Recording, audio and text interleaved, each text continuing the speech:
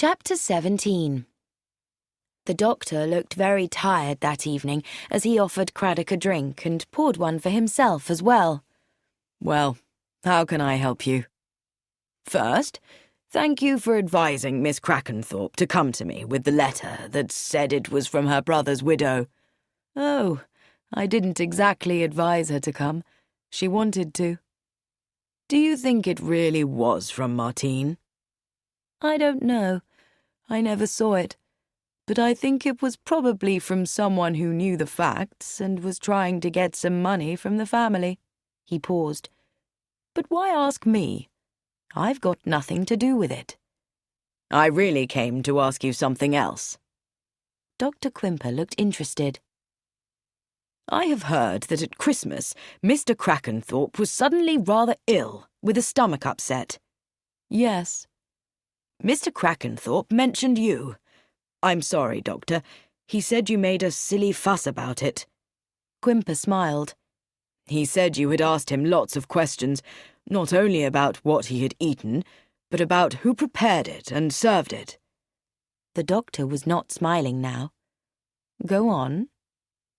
He said you talked as though you believed someone had poisoned him. Did you believe that? Quimper said, Do you think a doctor can suggest that someone has been poisoned without any proof?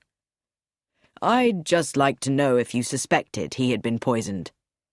Dr. Quimper said, Old Crackenthorpe usually eats very little. When the family comes down, Emma increases the amount of food. Result, gastroenteritis. So you were not at all puzzled? All right, yes, I was puzzled. Does that please you? It interests me, said Craddock. Why were you puzzled? Because there were certain signs that were more like arsenic poisoning than ordinary gastroenteritis, although the two things are very much alike. And what was the result of your inquiries? That what I suspected could not possibly be true.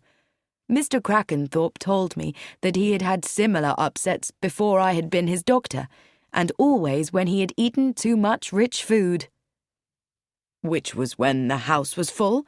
With the family or guests? Yes. So I wrote to Dr. Morris. He was my older partner, who stopped working soon after I joined him. I asked about the earlier upsets that Mr. Crackenthorpe had had. And what did he say? Quimper smiled. He told me not to be so silly. I wonder. Crackenthorpe is a healthy old man. Do you think he might live to be 90? Easily. And his sons and daughter are all getting older too, and they all need money? You leave Emma out of it. She's no poisoner. These upsets only happen when the others are there, not when she and he are alone. Very wise of her if she was the poisoner, the inspector thought, but did not say so. He paused. But suppose arsenic was put in his food. Hasn't Crackenthorpe been very lucky not to die? Well, yes, said the doctor. It's obviously not a case of small amounts of arsenic given regularly, which is the usual method of arsenic poisoning. So if these upsets are not from natural causes, it looks as though the poisoner is getting it wrong every time. Why hasn't he increased the amount? It doesn't make sense. I agree, the inspector said. It doesn't seem to make sense. Inspector Craddock? The excited whisper made him jump. Craddock had just been going to ring the front doorbell when Alexander and Stoddart West appeared from the shadows. We've found a clue, Alexander said. Come with us. A little unwillingly, he followed them round the corner of Rutherford Hall and into a yard where Stoddart West pushed open a heavy door.